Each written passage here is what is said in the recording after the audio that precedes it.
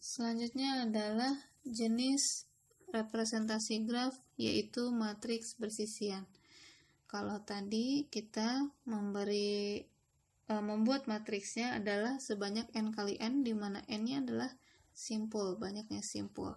Nah, kalau di sini adalah banyaknya simpul dikali dengan banyaknya sisi. Kalau tadi antar simpul, kalau ini antara simpul dan sisi. Jadi, kalau di sini kita punya ada 4 simpul, 1, 2, 3, dan 4. Berarti di sini banyaknya 4. Simpul 1, 2, 3, 4. Kemudian, hitung juga ada berapa banyak sisi. Di sini diutamakan untuk graf yang sisinya diberi nama. Di sini diberikan namanya ada E1, E2, sampai E5. Berarti di sini kita akan punya sebanyak 5 kolom. E1, E2, E3, sampai E5. Nah, 1 ini bersisian dengan sisi berapa saja? E1, E2, dan E4. Berarti E1, E2, dan E4 diisi nilainya 1. Sama saja aturan mainnya ya. Ketika dia bersisian, kalau yang sebelumnya kan kalau mereka saling bertetangga, maka diisi 1. Kalau tidak diisi 0. Ini juga sama. Ketika dia bersisian diisi 1, ketika tidak bersisian diisi 0. Contohnya lagi, 4. 4 ini bersisian hanya terhadap E5. Ya, terhadap E5. Berarti dia akan bernilai 1 ketika E5 saja. Ini dia tidak membawa yang gelang. Jadi memang ini untuk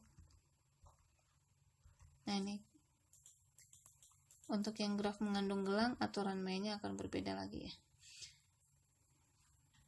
Tapi bisa juga nanti merepresentasikan untuk yang gelang juga. Kurang lebih begini ya. Jadi mengikuti sifat bersisian, yaitu antara simpul dan sisi. Kemudian yang terakhir adalah senarai atau daftar ketetanggaan. Kita kenalnya lebih tepatnya list ya. List ketetanggaan. Jadi kalau dia bertetangga, maka itu kita beri nilai ini ya. Oh maaf, ini bukan pemberian nilai, tapi kalau dia bertetangga kita tulis simpul tetangganya yang mana saja.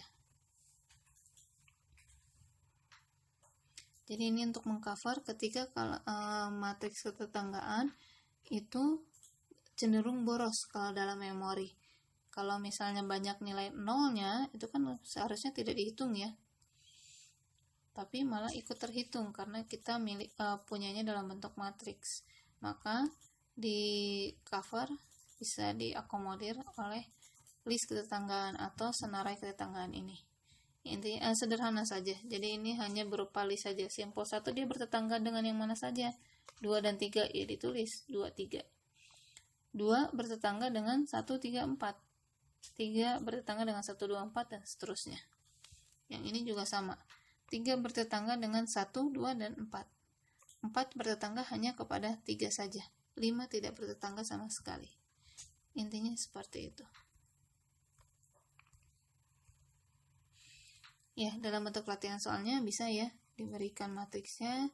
Kemudian ini matriks apa? Harus jelas ya, matriks ketetanggaan kah atau matriks bersisian. Kalau matriks ketetanggaan berarti ini adalah simpul, yang ini juga simpul.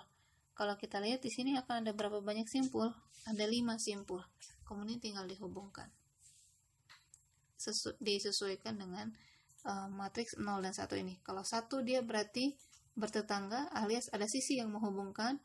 Kalau 0 berarti dia tidak bertetangga alias tidak dihubungkan oleh sisi.